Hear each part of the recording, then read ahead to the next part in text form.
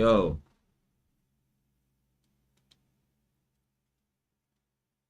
mic check, nigga. We're sorry, but the prompt may violate our guidelines. Okay, just make me a video of me reacting to.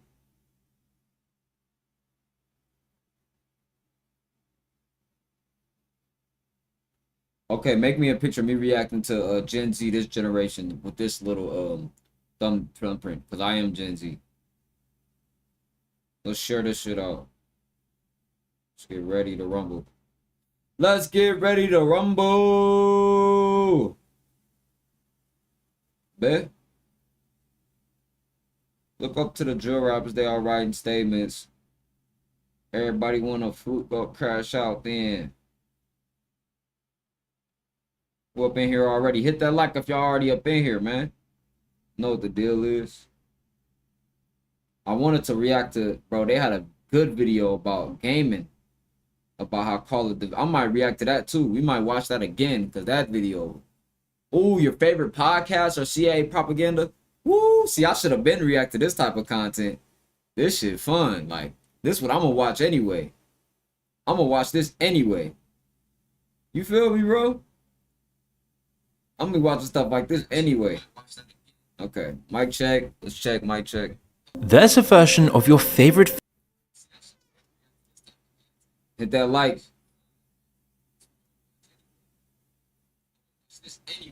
My bad if y'all hear the playback. Give me a second. Shut up, nigga. Mic check, let's check, mic check. There's a version of your. Alright, y'all can hear the audio. Audio's good.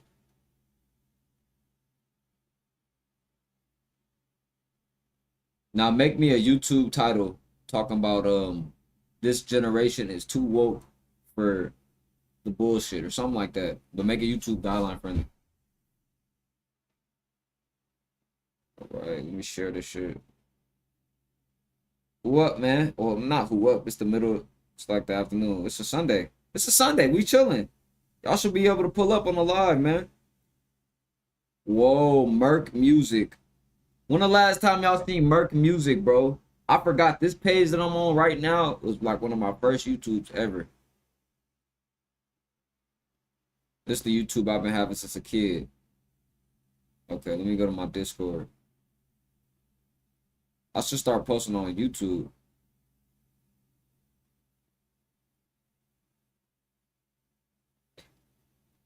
That's all fine.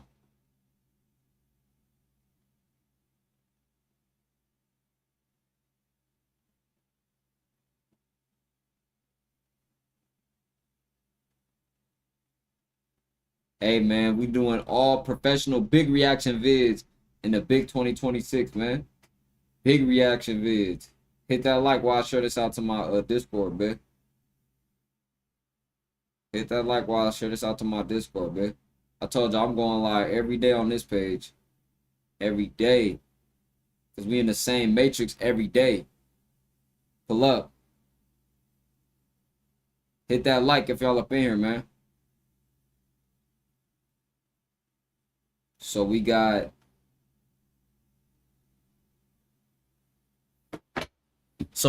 your favorite movies are CIA propaganda. Let's get into it, man. Shout out to my guy Moon. Films and TV shows that you weren't allowed to see. Scripts were rewritten, scenes were cut, endings were changed, and characters were altered. They'd Tryna stamp roll up, man. I top don't know what it secret is. on the top and the bottom and the sides in the margins What? of every single page. And I said, guys, this is not top secret. This is a Hollywood movie. It's already on video. It's done. I'm talking children's animations with rewritten endings, comedy films you've never heard of with deleted scenes, Propaganda superhero shit. franchises built in secretive contracts, and a screenwriter who tried to tell the wrong story and was found dead with both hands missing. Whoa! It's not an What's up, accident fam? that What up, every JJ? Hollywood movie about the CIA is pro-CIA.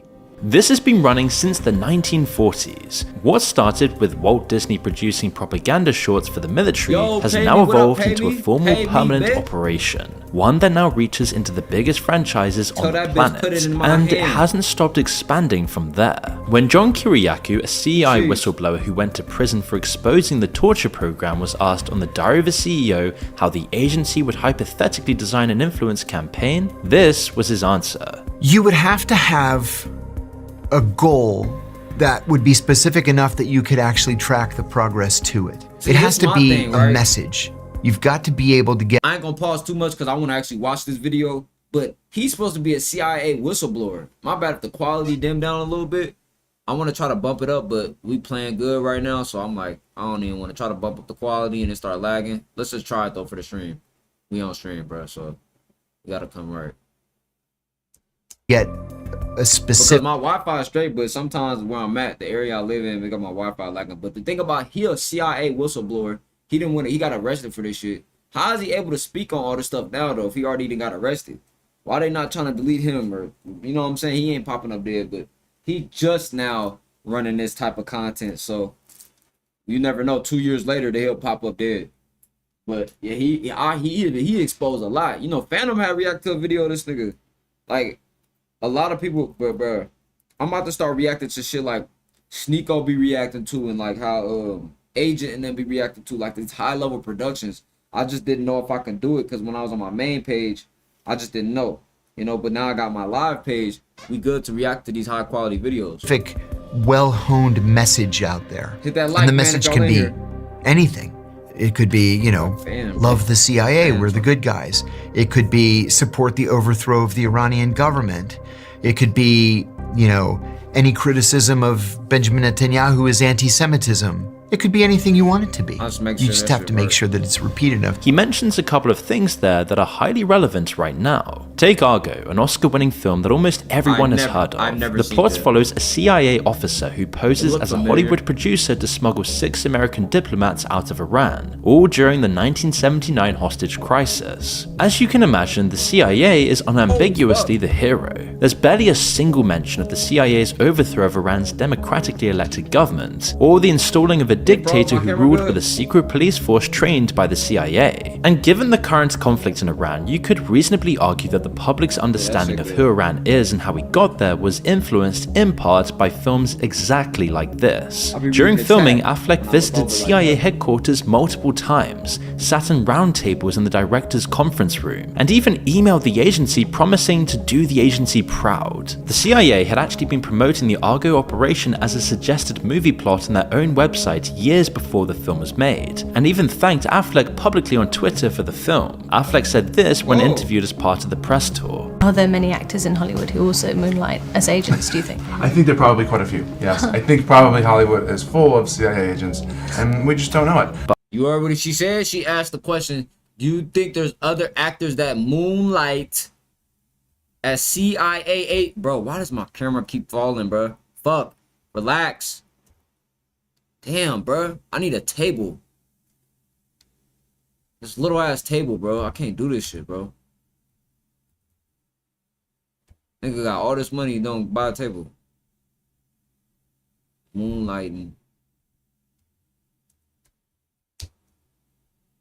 Moonlighting is a slang refers to secretly or unofficially working for a second job or side hustle. You feel me? So if you at your job and you trying to do content, you're moonlighting. Your job gonna fire you. But Argo's only the surface, and you'll be shocked about where exactly the strategy operates in Hollywood, the films it touches, and how smart it truly is. Take the original script for The Hulk. The canon storyline, as per the comic, involved Bruce Banner being transformed after a US military program gone wrong. It also included dialogue referencing Operation Ranch Hand, a real program that sprayed roughly 20 million gallons of chemical herbicides, including Agent Orange over Southeast Asia, poisoning a possible 4 million people. Both details were removed purposefully by CIA advisors. This is according to leaked files seen by The Conversation. They then changed the origin story to a lab experiment gone wrong instead because they couldn't risk anti-government sentiments in a franchise of this size. In the Transformers films, a Pentagon liaison inserted specific dialogue instead of removing it. In one scene, just after American troops had been attacked by a deception robot, he added the line "bring him home" to reinforce US military values. Numerous superhero films, including practically the entire Marvel Cinematic Universe, which is the single biggest franchise in history, were all built on this from the ground up. Captain Marvel was granted full Air Force support. The Air Force was advertising the film on social media before Marvel had even started marketing it. Captain Marvel and Black Panther were both used directly in recruitment campaigns. The result was a documented spike in female applicants to the Air Force Academy. They literally called it the Captain Marvel effect. On Iron Man, which was massively supported by the That makes sense, because remember they even did that shit with the She-Hulk shit. They gotta get the women involved now to the Matrix Society, had them feeling like they got they running. So now we trying to wake everybody up, women feeling like they winning in the realm right now. Whole time, nigga, it's the worst time ever. Everything was better back then. The video games, the movies, they didn't liberalized everything. What they call liberal, but this is the thing, that liberal energy, that's just a demonic energy to me. Pentagon with $1 billion worth of equipment, there were literally fights on set between the directors and the agency. A Pentagon liaison, Phil Straub, objected to a line in which a military character says, "People would kill themselves for the opportunities I have." The director John pushed back, and soon they were standing on the flight lines at Edwards Air Force Base with 200 crew watching. They eventually settled on they'd walk over hot coals, but even then that didn't make the final cut. But a much weirder example is Meet the Parents, when Ben Stiller's character walks into Robert De Niro's workplace. In the original script, he finds CIA torture manuals. That was rewritten. Now he finds photos of De Niro meeting Bill Clinton. IMDb credits Chase Brandon as a technical advisor and Milt Bearden as consultant CIA on the film, which you can see here. These examples just cover what we know for certain from a leak of 60,000 pages of documents, which confirmed the CIA has been involved in more than 2,500 productions in total. The Pentagon runs something called the Entertainment Media Office, a formal liaison operation that works directly with Hollywood studios. They support studios financially, offer advice on sensitive topics, and lend them specialist equipment and prime filming locations. In exchange for permissions, the CIA get to read and approve the script before a single frame is shot. They also have complete veto power, and directors are obliged to follow their word. One Pentagon minder said on record, "If they don't do what I say, I take my toys and go away." A declassified CIA document released in 2019 all but confirms that, logging dozens of meetings between the CIA's Office of Public Affairs and executives from NBC, Time Warner, Viacom, Fox, Paramount, and CAA. The document covers just 2 years from 2014 to 2016. It includes lunches, development deals on campus filming approvals, and meetings to develop CIA-themed TV shows. The CIA has always claimed. We got 5 people here, we got 6 people watching. If y'all can, please, I'll appreciate it if you hit the like, you know what I'm saying? But yeah, I've been heard the quote that Hollywood has an office in CIA and the CIA has an office in Hollywood, so it merely answers requests on an as-needed basis. The document shows active outreach. The agency is going to the studios, not the other way around. But you have to stretch back much further to find out when this all began. Because when one of George Orwell's most important works was adapted into a movie, the CIA had the final say over its closing moments. That film is Animal Farm, a classic anti-establishment story about rebelling against power. After Orwell died, the film's rights to Animal Farm were purchased by 2 men, and both were undercover CIA agents. This was in 1954, the height of the Cold War and the Red Scare, when the fear of communism was at its peak. Let me lock in, bro. I was scrolling on TikTok real quick. Not on scrolling, but I was uploading a video. Shows the states deliberately avoiding American studios to create distance, and because the agency distrusted Hollywood animators during the Red Scare, and they rewrote the ending. In Orwell's book, the animals look through the farmhouse window and can't tell the pigs from the humans. The line says, quote, "The creatures outside looked from pig to man, and from pig to man, and from pig to man again, but already it was impossible to say which was which." This is the whole point. Revolution replaces one set of oppressors with another. Capitalism and communism are equally corrupt. The CIA couldn't have that message going out, so their version ends with the animals triumphantly overthrowing the pigs in a second revolution. Communism bad, rebellion good, America wins by implication. See, watch how they storm the building and how it doesn't imply the same message as the book at all. It's subtle, but the new version reinforces the division between good and bad. It creates a moral precedent that corrupt systems can be overthrown and replaced with something better, which is a really comforting thought, unless you realize it's exactly the story the CIA tells every time it topples a government. Orwell's ending says the opposite, that power corrupts regardless of who holds it. In other words, you savage Indians, we have to civilize you. Like, first of all, who created that story, bro? Because they be acting like the whole land was just...